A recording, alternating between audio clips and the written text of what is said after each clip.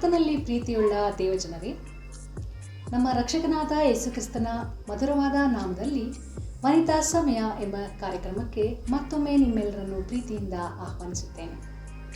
ಪ್ರಿಯರೇ, ನಿಮ್ಮೆಲ್ಲರಿಗೂ ಗೊತ್ತಿರುವ ಹಾಗೆ ನಮ್ಮ ಸತ್ಯವೇದದಲ್ಲಿರುವ ಹಲವಾರು ಸ್ತ್ರೀಯರ ಜೀವಿತಗಳನ್ನು, ದೇವರ ಮೇಲೆ ಅವರು ಇಟ್ಟಂತಹ ನಂಬಿಕೆಯನ್ನು ನಾವು ಅಧ್ಯಯನ ಮಾಡುತ್ತಾ ಬಂದಿದ್ದೇವೆ. ಹೌದು ಪ್ರಿಯರೇ, ಕ್ರಿಸ್ತನ ಮೇಲಿನ ನಂಬಿಕೆ ದೇವರಿಗೆ ಅಮೂಲ್ಯವಾಗಿದೆ.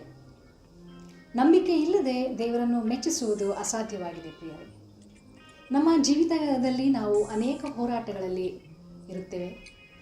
ಆದರೆ ಆ ಎಲ್ಲ ಹೋರಾಟಗಳಲ್ಲಿ ನಮ್ಮ ರಕ್ಷಕನಾದ ಯೇಸುಕ್ರಿಸ್ತನು ನಮ್ಮ ಜೊತೆಗಾರನಾಗಿದ್ದಾನೆ. ಕರ್ತನು ತಾನೇ ನಮಗೆ ವಾಗ್ದಾನ ಮಾಡಿರುವ ಹಾಗೆ, ಹೆದರಬೇಡಿರಿ, ಧೈರ್ಯದಿಂದಿರಿ, ನಾನೇ ನಿಮ್ಮೊಂದಿಗಿದ್ದೇನೆ ಎಂದು ನಮಗೆ ಹೇಳಿದ್ದಾನೆ. ಅದೇ ರೀತಿಯಾಗಿ ನಮ್ಮ ಎಲ್ಲ ಕಷ್ಟದ ಸಮಯಗಳಲ್ಲಿ ಮತ್ತು ಸಂತೋಷದ ಸಮಯಗಳಲ್ಲಿ ಸಹ ನಮ್ಮ ಜೊತೆಗಾರನು ಯೇಸುಕ್ರಿಸ್ತನಾಗಿದ್ದಾನೆ. ಬನ್ನಿ ಪ್ರಿಯರೇ, ಸತ್ಯವೇದದ ಅಧ್ಯಯನ ಮುಂದುವರಿಸೋಣ. ಅದಕ್ಕೆ ಮೊದಲು ಈ ಸುಂದರವಾದ ಆತ್ಮಿಕ ಗೀತೆಯನ್ನು ಕೇಳಿ. ಒಂದು ವೇಳೆ ನಿಮಗೆ ಈ ಸಂಗೀತ ಇಷ್ಟವಾಗಿದ್ದರೆ ನೀವು ಸಹ ಕಲಿತುಕೊಳ್ಳಿ ಹಾಗೂ ಇತರರಿಗೂ ಸಹ ಶೇರ್ ಮಾಡಿ.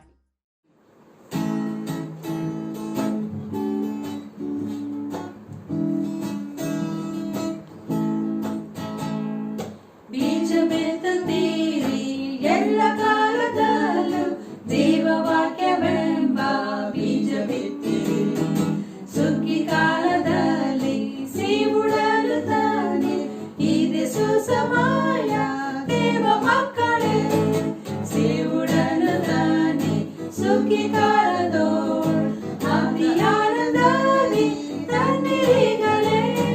ಸಿವುಡಲು ತಾನೆ ಸುಗ್ಗಿ ಕಾಲದೋಳ್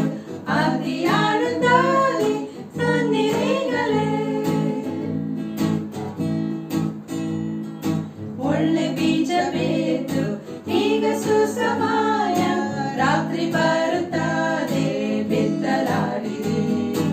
ಈಗ ಬೀಜ ಬೇತೆ ಹಗಲಿರುವಾಗ ಸಿವುಡನ್ನು ಹೊತ್ತು ತನ್ನಿರಿಗಳೇ.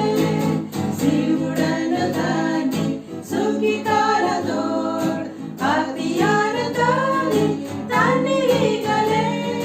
ಸಿವುಡನ್ನು ತಾನೆ ಸುಗ್ಗಿ ಕಾಲದೋಳ್ ಅಭಿಯಾನದಲ್ಲಿ ತನ್ನಿರಿಗಳೇ.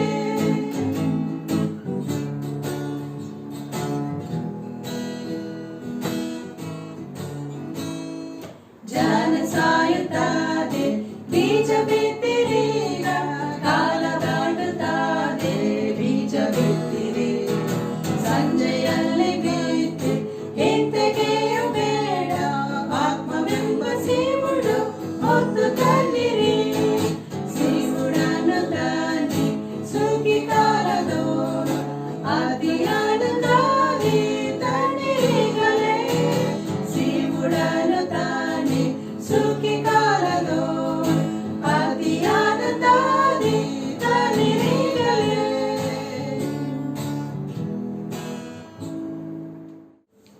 ವನಿತಾ ಸಮಯ ಕಾರ್ಯಕ್ರಮವನ್ನು ವೀಕ್ಷಿಸುತ್ತಿರುವಂತ ಪ್ರತಿಯೊಬ್ಬರಿಗೂ ರಾಜಾದಿರಾಜನಾದ ಯೇಸು ಕ್ರಿಸ್ತನ ಮಹಿಮೆಯ ನಾಮದಲ್ಲಿ ಪ್ರೀತಿಯ ವಂದನೆಗಳು. ಬನ್ನಿ, ಇವತ್ತು ದೇವರ ವಾಕ್ಯವನ್ನು ಧ್ಯಾನ ಮಾಡುವ ಮೊದಲು ಪ್ರಾರ್ಥನೆಯನ್ನು ಮಾಡಿಕೊಳ್ಳೋಣ. ಕೃಪೆಯಲ್ಲಿ ಐಶ್ವರ್ಯವುಳ್ಳಂತ ನಮ್ಮ ಸ್ವರ್ಗೀಯ ತಂದೆಯಾದ ದೇವರೇ, ಈ ಒಂದು ಸಮಯಕ್ಕಾಗಿ ಸ್ತೋತ್ರಗಳನ್ನು ಸಲ್ಲಿಸ್ತೇವೆ. ನಿನ್ನ ಸಜೀವಗಳ ವಾಕ್ಯಗಳ ಮೂಲಕ ನೀನು ಮಾತನಾಡುವಾತನು ನಮಗೆ ಬೇಕಾದಂಥ ಆತ್ಮಿಕ ಆಹಾರವನ್ನು ದಯಪಾಲಿಸು. ಈ ದಿನದಲ್ಲಿ ಯಾವ ವ್ಯಕ್ತಿಯ ಕುರಿತು ನಾವು ಧ್ಯಾನ ಮಾಡಲಿದ್ದೇವೆ ದೇವ, ನಿನ್ನ ಪರಿಶುದ್ಧಾತ್ಮನ ಸಹಾಯವನ್ನು ಕೊಟ್ಟು ನಡೆಸು. ಈ ಕಾರ್ಯಕ್ರಮವನ್ನು ವೀಕ್ಷಿಸುವಂತ ಪ್ರತಿಯೊಬ್ಬ ಸಹೋದರ ಸಹೋದರಿಯನ್ನು, ಮಿತ್ರರನ್ನು ಆಶೀರ್ವದಿಸು, ಬಲಪಡಿಸು. ಎಲ್ಲ ಕ್ಷೇತ್ರಗಳಲ್ಲಿ ಆಶೀರ್ವಾದ ಹೊಂದಿ ಕ್ರಿಸ್ತನ ಮಕ್ಕಳಾಗಿ ಜೀವಿಸುವಂತೆ ಕೃಪೆ ತೋರಿಸು. ಯೇಸುವಿನ ನಾಮದಲ್ಲಿ ಬೇಡಿದ್ದೇವೆ ತಂದೆಯೇ, ಆಮೇನ್. ಅನೇಕ ಸಾರಿ ಸ್ತ್ರೀಯರು ನಾವು ಬಲಹೀನರು, ಬುದ್ಧಿಹೀನರು, ನಮ್ಮಿಂದ ಏನು ಕೆಲಸ ಆಗೋದಿಲ್ಲ ಎಂಬುದಾಗಿ ನಮಗ್ ನಾವೇ ಕೀಳಾಗಿ ನೋಡ್ಕೊಳ್ತೇವೆ ಅಲ್ವಾ? ಎಷ್ಟೋ ಸತಿ ನಾವು ಹಾಗೆ ಅಂದ್ಕೊಳ್ತೀವಲ್ಲ, ನಾವು ತುಂಬಾ ಬಲಹೀನರು ಎಂಬುದಾಗಿ. ಆದರೆ ಸತ್ಯವೇದದಲ್ಲಿ ಒಬ್ಬ ಸ್ತ್ರೀಯ ಬಗ್ಗೆ ಬರೆಯಲ್ಪಟ್ಟಿದೆ. ಇವತ್ತು ಅವರ ವಿಚಾರವಾಗಿ, ಅಂದರೆ ಆಕೆಯ ವಿಚಾರವಾಗಿ ಧ್ಯಾನ ಮಾಡೋಣ. ಆಕೆ ಎಂಥ ಒಂದು ಸಮಯದಲ್ಲಿ ಇದ್ದಳು ಎಂಬುದಾಗಿ ನೋಡುವಾಗ ಅನೇಕ ರಾಜರು ಇದ್ದರು, ಪ್ರವಾದಿಗಳಿದ್ದರು, ಒಂದು ಒಳ್ಳೆಯ ಒಂದು ಸ್ಥಿತಿಯಲ್ಲಿ, ಎಲ್ಲವೂ ಚಂದವಾಗಿರುವಂಥ ಸ್ಥಿತಿಯಲ್ಲಿ ದೇವರು ಈ ಸ್ತ್ರೀಯನ್ನು ಸಹ ಉಪಯೋಗಿಸಿಕೊಂಡರು ಎಂಬುದಾಗಿ ನಾವು ನೋಡ್ತೇವೆ. ಆದ್ದರಿಂದ ಈ ಸ್ತ್ರೀ ಯಾರೆಂಬುದಾಗಿ ಇವತ್ತು ನೋಡೋಣವಾ? ಬನ್ನಿ, ನಿಮ್ಮ ಸತ್ಯವೇದವನ್ನು 2ನೇ ಅರಸುಗಳ ಪುಸ್ತಕ 22ನೇ ಅಧ್ಯಾಯಕ್ಕೆ ತಿರುಗಿಸ್ರಿ. ಇದೇ ಒಂದು ಸನ್ನಿವೇಶ 2ನೇ ಪೂರ್ವಕಾಲ ವೃತ್ತಾಂತ 34ನೇ ಅಧ್ಯಾಯದಲ್ಲಿ ಕೂಡ ಬರೆಯಲ್ಪಟ್ಟಿದೆ. ಅಂದರೆ 2 Kings chapter 22 and 2 Chronicles chapter 34. ಈ ಒಂದು ಅಧ್ಯಾಯಗಳಲ್ಲಿ ನೋಡುವಾಗ ಒಬ್ಬ ಸ್ತ್ರೀಯ ಹೆಸರು ಬರೆಯಲ್ಪಟ್ಟಿದೆ. ಆಕೆ ಯಾರು ಗೊತ್ತಾ? ಹುಲ್ದಳು ಎಂಬುದಾಗಿ ನಾವು ವಾಕ್ಯದಲ್ಲಿ ನೋಡ್ತೇವೆ. ಇದರ ಹಿನ್ನೆಲೆಯನ್ನು ಈಗ ಸ್ವಲ್ಪ ಹೊತ್ತು ನೋಡೋಣ. ಯೋಷಿಯನು ಅರಸನಾದಾಗ ಅವನಿಗೆ ಕೇವಲ 8 ವರ್ಷಗಳಾಗಿತ್ತು. ಎಷ್ಟು ಚಿಕ್ಕ ಬಾಲಕ ಅಲ್ವಾ ಪ್ರಿಯರೇ? ಆದರೂ ಕೂಡ ದೇವರು ಬಾಲಕನಾದಂಥ ಯೋಷಿಯನನ್ನು ಅರಸನನ್ನಾಗಿ ಮಾಡಿದನು. ಕಳೆದ ಕಾರ್ಯಕ್ರಮದಲ್ಲಿ ನಾವು ಯಾರ ವಿಷಯ ಧ್ಯಾನ ಮಾಡಿದವು? ಅಲ್ಲಿ ಯೆಹೋವಾಷನು ಕೇವಲ 7 ವರ್ಷದ ಬಾಲಕನಾಗಿದ್ದಾಗ ರಾಜನಾದನು. ಇಲ್ಲಿ ಯೋಷಿಯನು 8 ವರ್ಷ ಬಾಲಕನಾಗಿದ್ದಾಗ ಆತನು ರಾಜನಾದನು ಎಂಬುದಾಗಿ ನಾವು ನೋಡ್ತೇವೆ. ಯೆರೂಸಲೇಮಿನಲ್ಲಿ ಇವನು 31 ವರ್ಷಗಳನ್ನು ಆಳ್ತಾನೆ. ಯೆಹೂದ್ಯರು ಮತ್ತು ಇಸ್ರಾಯೇಲರು ಆ ದಿನಗಳಲ್ಲಿ ಹೇಗಿದ್ದರು? ಎಲ್ಲರೂ ನಿಜವಾದ ದೇವರನ್ನು ಬಿಟ್ಟು, ಯೆಹೋವನನ್ನು ಬಿಟ್ಟು ಅವ್ರು ಏನ್ ಮಾಡ್ತಿದ್ರು? ವಿಗ್ರಹಾರಾಧನೆ ಮಾಡ್ತಿದ್ರು ಎಂಬುದಾಗಿ ನೋಡ್ತೇವೆ. ಎಂದು ದೇಶದ ಎಲ್ಲ ಕಡೆ ಭ್ರಷ್ಟತನ ಮತ್ತೆ ಭಯಂಕರವಾದಂಥ ಕಾರ್ಯಗಳು ನಡೀತಾ ಇತ್ತು. ಮತ್ತೆ ಯೆಹೋವನ ಮಂದಿರವನ್ನು ಕೂಡ ಶುದ್ಧಿಗೊಳಿಸಲೇ ಇಲ್ಲ. ಆದರೆ ಯೋಷಿಯನು ರಾಜನಾದಾಗ ಅವನು ಮಾಡಿದಂಥ ಪ್ರಥಮವಾದಂಥ ಒಂದು ಕಾರ್ಯ ಏನು ಗೊತ್ತಾ ಪ್ರಿಯರೇ? ದೇವರ ಒಂದು ಆಲಯವನ್ನು ಶುದ್ಧೀಕರಿಸ್ತಾನೆ. ಆ ಶುದ್ಧೀಕರಿಸುವಂಥ ಸಮಯದಲ್ಲಿ ಏನಾಗುತ್ತೆ? ಒಂದು ಧರ್ಮೋಪದೇಶ ಗ್ರಂಥ ಸಿಗುತ್ತೆ. ಅಂದರೆ ನಾವು ಬೈಬಲ್ ಅಂತ ಹೇಳ್ತೀವಲ್ಲ, ನಮಗಾದ್ರೂ 66 ಪುಸ್ತಕಗಳು ಇರುವಂಥ ಪರಿಶುದ್ಧವಾದಂಥ ದೇವರ ವಾಕ್ಯ ನಮ್ಮ ಕೈಯಲ್ಲಿದೆ. ಆದರೆ ಆ ದಿನಗಳಲ್ಲಿ, ಅಂದರೆ ಹಳೆಯ ಒಡಂಬಡಿಕೆ ಕಾಲದಲ್ಲಿ ಮೊಟ್ಟ ಮೊದಲನೇ 5 ಪುಸ್ತಕಗಳು, ಅಂದರೆ ಆದಿಕಾಂಡದಿಂದ ಧರ್ಮೋಪದೇಶ ಕಾಂಡ ಇರುವಂಥ ದೇವರ ಆಜ್ಞೆಗಳನ್ನು ಒಳಗೊಂಡಂತ ಧರ್ಮಶಾಸ್ತ್ರ ಎಂಬುದಾಗಿ ಇತ್ತು. ಅಂದ್ರೆ ಅದನ್ನ ಇಂಗ್ಲಿಷ್ನಲ್ಲಿ ಪೆಂಟಟ್ಯೂಕ್ ಎಂಬುದಾಗಿ ಹೇಳ್ತಾರೆ. ಇದನ್ನ ದೇವಾಲಯವನ್ನು ಶುದ್ಧೀಕರಿಸುವಂತ ಸಮಯದಲ್ಲಿ ಈ ಗ್ರಂಥ ಸಿಗುತ್ತೆ. ಆಗ ಏನಾಗುತ್ತೆ? ಶಾಫಾನನು ಓದಿ ಆ ಗ್ರಂಥವನ್ನು ರಾಜನಾದ ಯೋಷನ ಬಳಿಗೆ ತೆಗೆದುಕೊಂಡು ಬರ್ತಾ ಇದ್ದಾನೆ. ದೇವರ ವಾಕ್ಯಗಳನ್ನು ಓದಿಸಲ್ಪಟ್ಟಾಗ ಯೋಷಿಯ ಪ್ರತಿಕ್ರಿಯೆ ಏನಾಗಿತ್ತು ಗೊತ್ತಾ ಪ್ರಿಯರೇ? ದೇವರ ವಾಕ್ಯದಲ್ಲಿ ಹೇಳಲ್ಪಟ್ಟಿದೆ, ದೇವರ ವಾಕ್ಯಗಳನ್ನು ಕೇಳುತ್ತಾ 11ನೇ ವಚನದಲ್ಲಿ ಹೇಗೆ ಬರೆಯಲ್ಪಟ್ಟಿದೆ? ಅರಸನು ಧರ್ಮೋಪದೇಶ ಗ್ರಂಥ ವಾಕ್ಯಗಳನ್ನು ಕೇಳಿದಾಗ ಬಟ್ಟೆಗಳನ್ನು ಹರಿದುಕೊಂಡನು ಅಂತಿದೆ. ಅಂದರೆ ಆತನಲ್ಲಿ ಮಾನಸಾಂತರ ಉಂಟಾಯಿತು.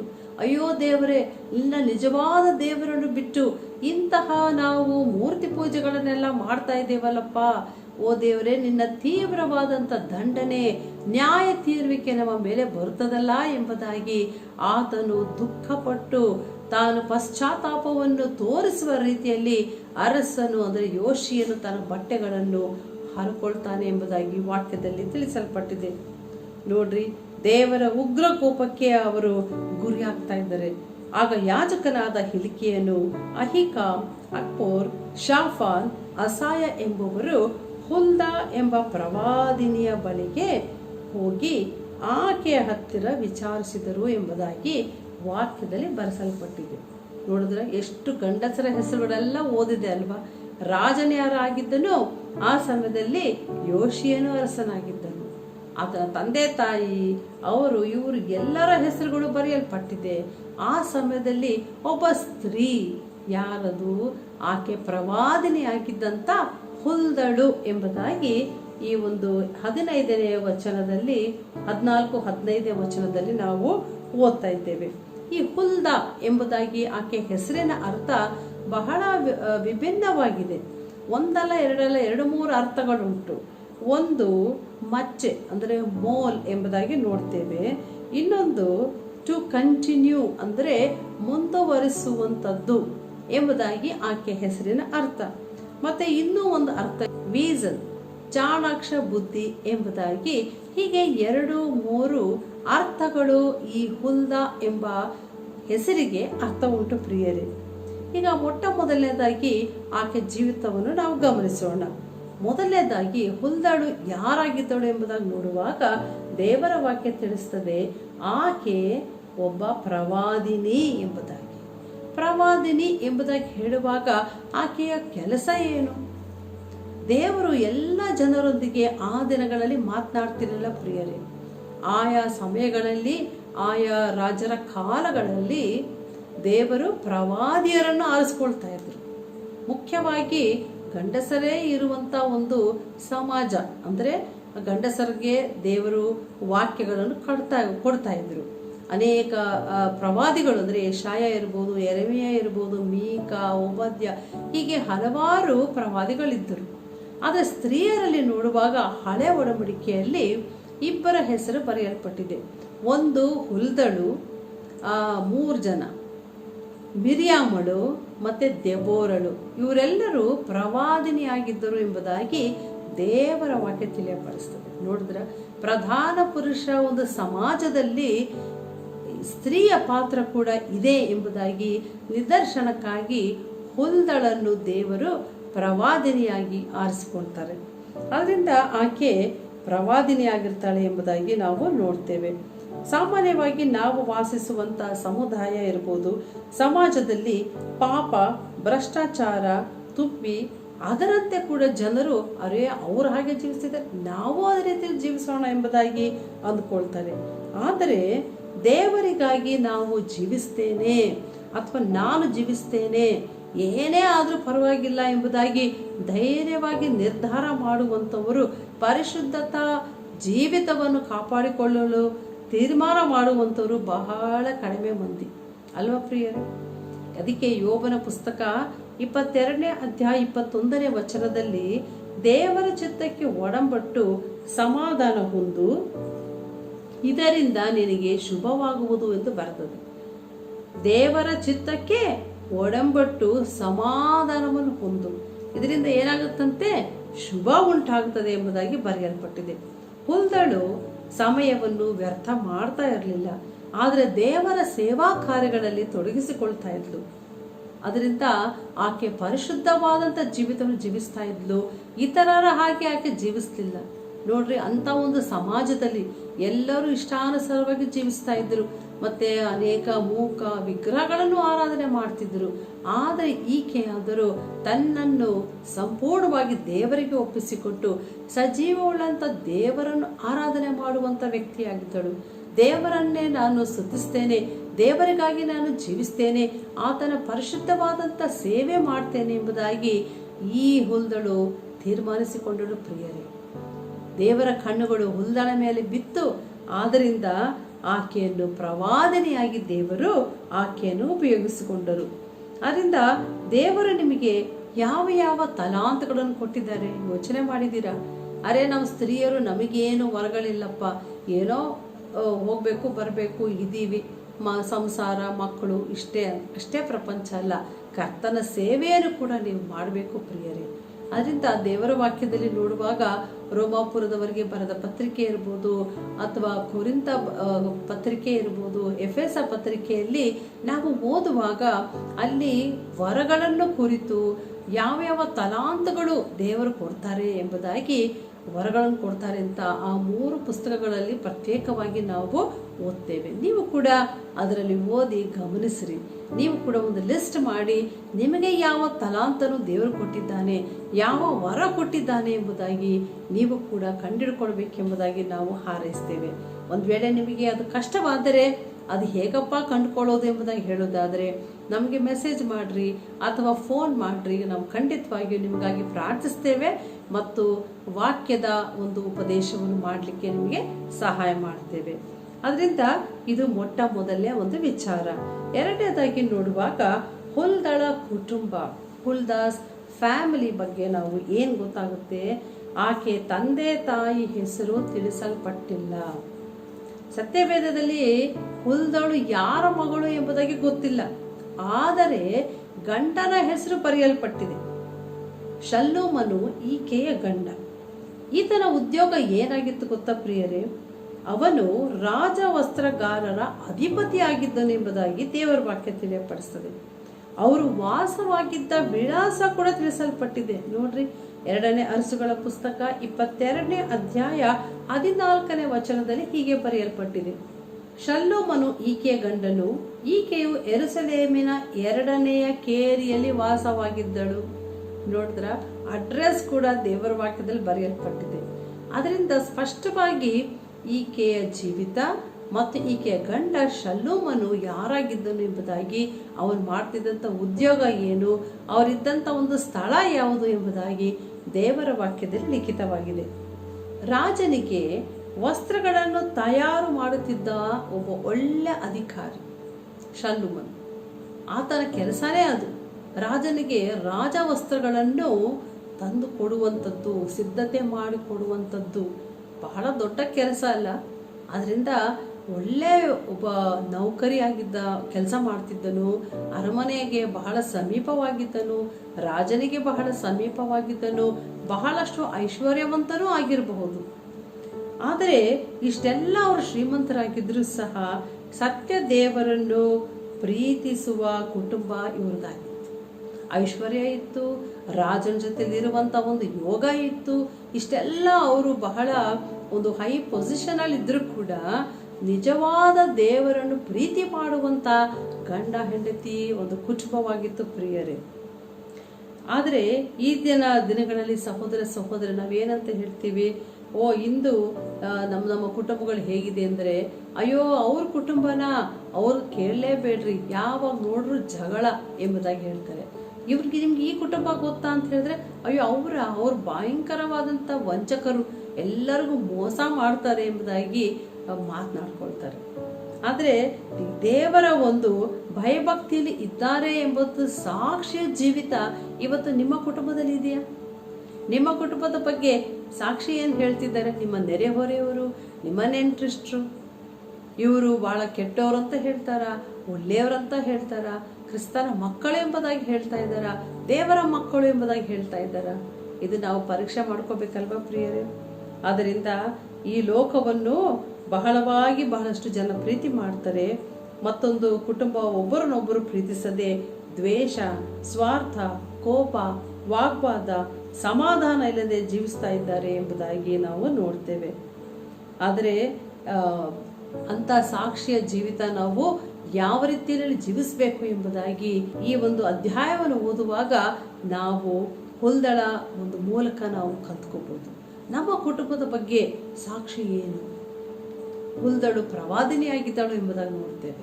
ಆಕೆ ಹೇಗೆ ಆ ಪ್ರವಾದಿನಿ ಆದಳು? ದೇವರಿಗೆ ಬಹಳ ಸಮೀಪವಾಗಿದ್ದಳು ಎಂಬುದಾಗಿ ನಾವು ನೋಡುತ್ತೇವೆ.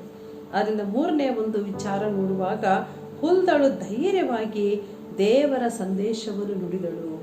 ಹುಲ್ದ spoke God's message very boldly ಎಂಬುದಾಗಿ ನಾವು ನೋಡ್ತೇವೆ. ಹುಲ್ದಳು ದೇವರೊಂದಿಗೆ ಅನ್ಯೋನ್ಯವಾಗಿ ಬಾಳುತ್ತಿದ್ದಳು. ಯಾಕೆಂದರೆ ದೇವರು ಹುಲ್ದಳಿಗೆ ಸ್ಪಷ್ಟವಾಗಿ ತನ್ನ ಸಂದೇಶವನ್ನು ತಿಳಿಸ್ತಾ ಇದ್ದ. ಅಂದರೆ ದೇವರೊಂದಿಗೆ ಆಕೆಯ ಸಂಬಂಧ ನಿಕಟವಾಗಿತ್ತು ಪ್ರಿಯರೇ. ಇವತ್ತು ನೀವು ಯೇಸುಸ್ವಾಮಿಯ ಜೊತೆ ಮಾತನಾಡ್ತಾ ಇದ್ದೀರಾ? ಯೇಸುಸ್ವಾಮಿ ನಿಮ್ಮ ಸಂಗಡ ಮಾತನಾಡ್ತಾ ಇದ್ದಾರಾ? ಪಾಪ ಎಂಬ ಅಡ್ಡಗೋಡೆ ಇಲ್ಲವಾ? ಇದನ್ನೆಲ್ಲ ನಾವು ಗಮನಿಸ್ಕೋಬೇಕು. ನಮಗೂ ದೇವರಿಗೂ ಮಧ್ಯೆ ಯಾವ ಪಾಪವೂ ಇರಬಾರದು. ಸಂಭಾಷಣೆಯಲ್ಲಿ ಇಬ್ಬರೂ ಇರಬೇಕು. ನಾವು ಮಾತನಾಡುವಾಗ, ಪ್ರಾರ್ಥಿಸುವಾಗ ತಂದೆಯಾದ ದೇವರು ಕೇಳುತ್ತಾನೆ. ದೇವರು ತನ್ನ ವಾಕ್ಯದ ಮೂಲಕ ಮಾತನಾಡುವಾಗ ನಾವು ಕೇಳಿಸ್ಕೊಳ್ಬೇಕು. ಅದರಿಂದ ಇದು 2 ವೇ ಟ್ರಾಫಿಕ್ ಇರಲೇಬೇಕು ಪ್ರಿಯರೇ. ಆ ರೀತಿಯಲ್ಲಿ ಹುಲ್ದಳು ಜೀವಿಸ್ತಾ ಇದ್ದಳು ಎಂಬುದಾಗಿ ನಾವು ನೋಡ್ತೇವೆ. ಹುಲ್ದಳು ದೇವರೊಂದಿಗೆ ಅನ್ಯೋನ್ಯವಾಗಿ ಅವಳು ಬಾಳುತ್ತಿದ್ದಳು. ದೇವರು ಹುಲ್ದಳಿಗೆ ಸ್ಪಷ್ಟವಾಗಿ ತನ್ನ ಸಂದೇಶವನ್ನು ತಿಳಿಸ್ತಾ ಇದ್ದನು. ಆಮೋಸನ ಗ್ರಂಥ 3ನೇ ಅಧ್ಯಾಯ 7ನೇ ವಚನದಲ್ಲಿ ಒಂದು ಮಾತಿದೆ: ಕರ್ತನಾದ ಯೆಹೋವನು ತನ್ನ ಸೇವಕರಾದ ಪ್ರವಾದಿಗಳಿಗೆ ತನ್ನ ರಹಸ್ಯವನ್ನು ತಿಳಿಸದೆ ಏನು ಮಾಡೋನು ಎಂಬುದಾಗಿ ಬರ್ತದೆ. ನೋಡಿದ್ರ, ದೇವರು ಯಾರಿಗೆ ರಹಸ್ಯಗಳನ್ನು ತಿಳಿಸ್ತಾ ಇದ್ರಂತೆ? ಪ್ರವಾದಿಗಳಿಗೆ ತನ್ನ ರಹಸ್ಯಗಳನ್ನು ತಿಳಿಸ್ತಾ ಇದ್ದನು ಎಂಬುದಾಗಿ ನೋಡ್ತೇವೆ. ಪ್ರವಾದಿಯಾದ ಹುಲ್ದಳು ದೇವರಿಗೆ ಭಯಭಕ್ತಿಯಿಂದ ಜೀವಿಸಿ ಆತನ ಪ್ರಜೆಗಳಿಗೆ, ಅಂದರೆ ದೇವರ ಪ್ರಜೆಗಳಿಗೆ ಅಂಜದೆ ಧೈರ್ಯದಿಂದ ಮಾತಾಡ್ತಾಳೆ. ಅದನ್ನೇ ನಾವು ಆ ಸಮಯದಲ್ಲಿ ಯಾರ್ಯಾರಿದ್ರು ಗೊತ್ತಾ? ಯೆರೆಮೀಯ ಇದ್ದನು, ಜೆಫನ್ಯ ಇದ್ದನು ಎಂಬುದಾಗಿ ನಾವು ದೇವರ ವಾಕ್ಯದಲ್ಲಿ ನೋಡ್ತೇವೆ. ಅವರೆಲ್ಲ ದೊಡ್ಡ ದೊಡ್ಡ ಪ್ರವಾದಿಗಳು. ಅವರಿದ್ದರೂ ಕೂಡ ಅವರ ಕಡೆಗೆ ರಾಜನು ಕಳಿಸ್ಲಿಲ್ಲ ಎಲ್ಲರನ್ನು. ಆದರೆ ಒಬ್ಬ ಸ್ತ್ರೀಯಾಗಿರುವಂಥ ಹುಲ್ದಳ ಸನ್ನಿಧಾನಕ್ಕೆ ರಾಜನು ಅಂದರೆ ಯೋಷಿಯನು ಈ ಜನರನ್ನು ಕಳಿಸ್ತಾ ಇದ್ದಾನೆ.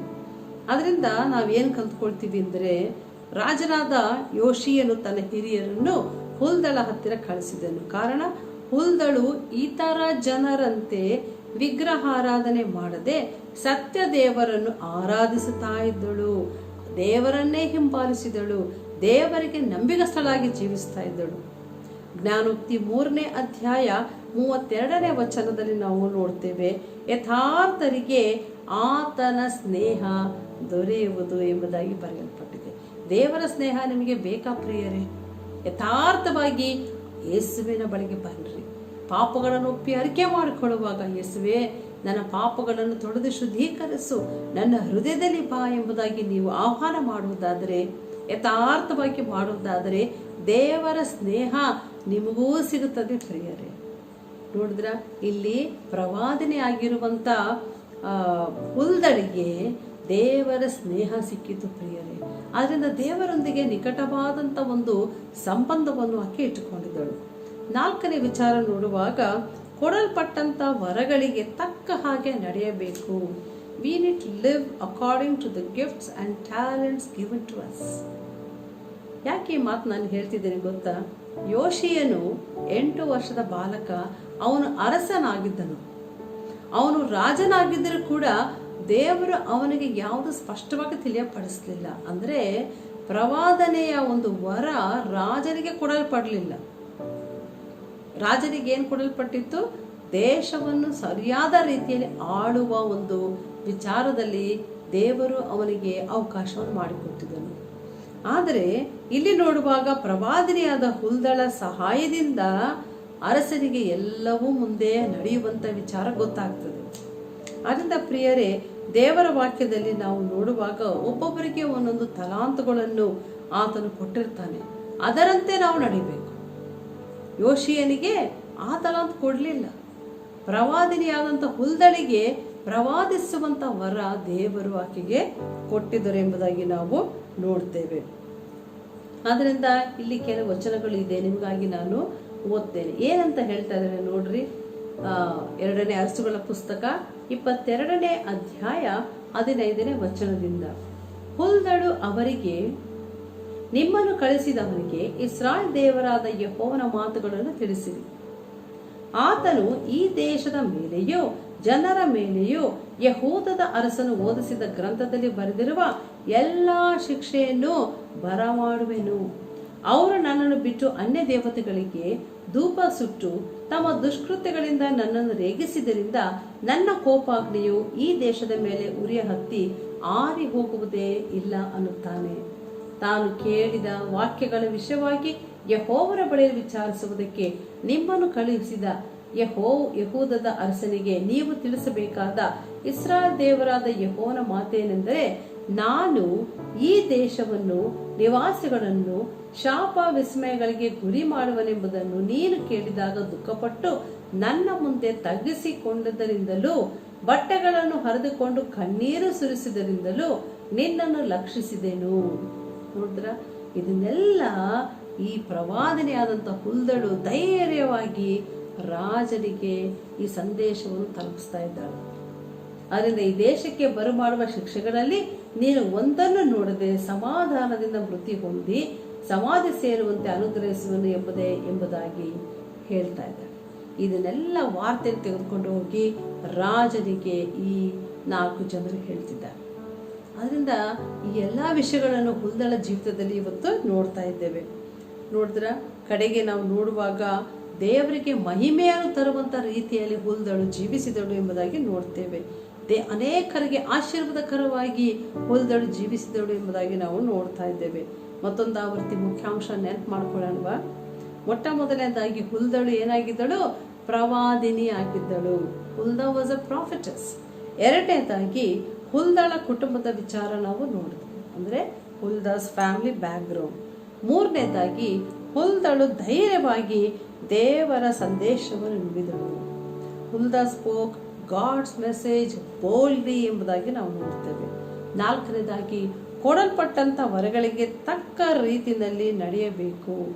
Live according to the gifts and talents given to you.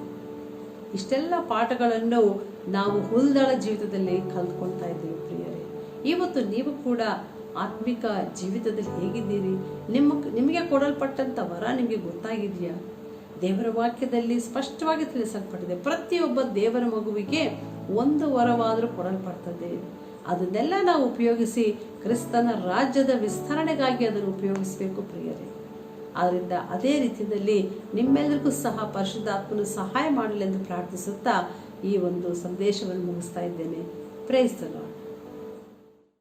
ಪ್ರೀತಿಯ ವೀಕ್ಷಕರೇ, ಇದುವರೆಗೂ ನೀವು ದೇವರ ವಾಕ್ಯವನ್ನು ಕೇಳಿ ಆತ್ಮಿಕ ಉತ್ತೇಜನ ಹೊಂದಿದ್ದೀರಿ ಎಂದು ನಾವು ಭಾವಿಸುತ್ತೇವೆ. ಒಂದು ವೇಳೆ ಈ ಕಾರ್ಯಕ್ರಮ ನಿಮಗೆ ಇಷ್ಟವಾಗಿದ್ದರೆ ನೀವು ನಮಗೆ ಕಾಲ್ ಮಾಡಿ, ನಿಮಗೇನಾದರೂ ಪ್ರಾರ್ಥನಾ ಮನವಿ ಇದ್ದರೆ ನಮಗೆ ಮೆಸೇಜ್ ಮೂಲಕ ಸಹ ತಿಳಿಸಬಹುದು, ಅಥವಾ ವಾಟ್ಸಪ್, ಟೆಲಿಗ್ರಾಮ್, ಸಿಗ್ನಲ್ ಮೂಲಕ ಸಹ ನಮಗೆ ತಿಳಿಯಪಡಿಸಬಹುದು. ಕ್ರಮ ನಿಮಗೆ ಇಷ್ಟವಾಗಿದ್ದರೆ ಲೈಕ್ ಬಟನ್ ಕ್ಲಿಕ್ ಮಾಡಿ, ಸಬ್ಸ್ಕ್ರೈಬ್ ಬಟನ್ ಸಹ ಕ್ಲಿಕ್ ಮಾಡಿ, ನೋಟಿಫಿಕೇಷನ್ ಐಕಾನ್ ಪ್ರೆಸ್ ಮಾಡಿ. Praise the lord.